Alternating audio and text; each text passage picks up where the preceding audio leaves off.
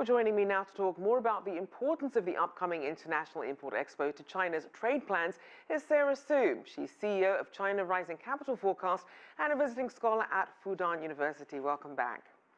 Thank you. So for people who aren't familiar, explain the importance of the China International Import Expo and what attendees and companies get out of it. Sure. So this Import Expo can help China and other countries recover from the fallout of the coronavirus, particularly this year. The event is important because it shows the world that China supports an open economy and that it is continuing to promote trade, that it's not opposed to forces of globalization.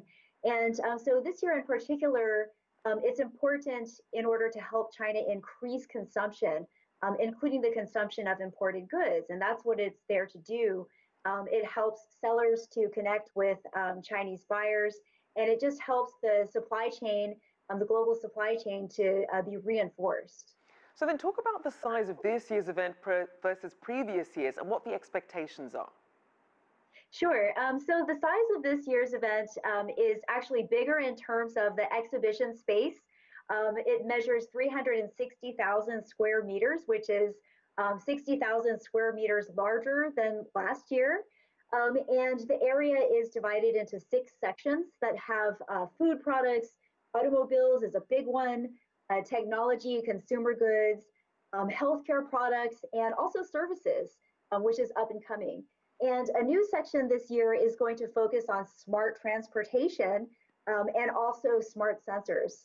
So the new technologies include things like a self-driving system by Pony.ai and new models of electric cars. So the physical space is much bigger. The number of exhibitors is about the same as last year, but still pretty good for a COVID-affected global economy. So you mentioned a number of industries there. So who do you think will likely be the biggest exhibitors this year in terms of both countries and companies as well? Sure. So there are going to be many Fortune 500 companies there, which we would expect.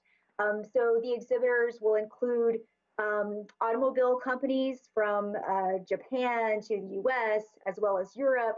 We have Toyota and Ford and other ones. And we also have companies like Siemens from Germany in the intelligent industry, and also Procter & Gamble from the US in the consumer goods industry. And exhibitors from lots of different continents, including North America, South America, Africa, and Asia.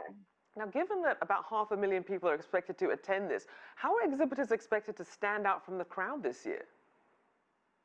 Well, I think that it's going to be a challenge, but I think that people are excited to come to this event.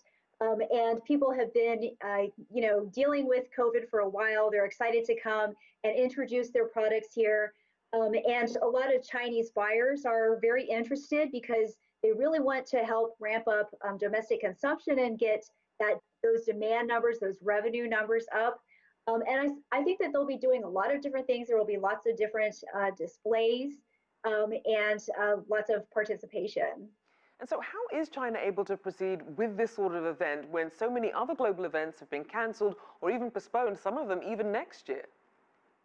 Yeah, so China has overcome the worst of its COVID crisis by acting really quickly with a lot of citizen participation in terms of participating in lockdowns and also using masks.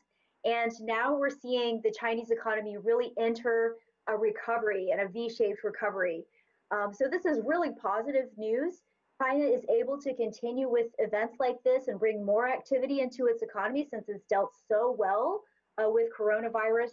And this is much needed in order to boost demand to previous levels. So then, other than the fact that CIIE is going to be an in-person event, whereas the Canton Fair, which is wrapping up on Saturday, was virtual this year, what are the biggest differences in terms of the audience and the purpose that these events serve? Sure. So the Canton Fair, as you mentioned, was virtual, and it had a lot of live streams, which is very typical in Chinese virtual types of sales that we've seen online.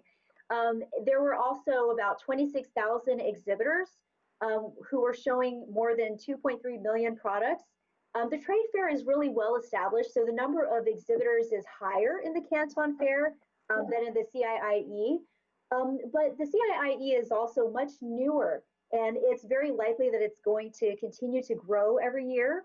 The Canton Fair has been focused on imports and exports, trade overall, while CIIE is mainly focused on imports, which is an interesting aspect because this means that China is continuing to increase in terms of its income levels.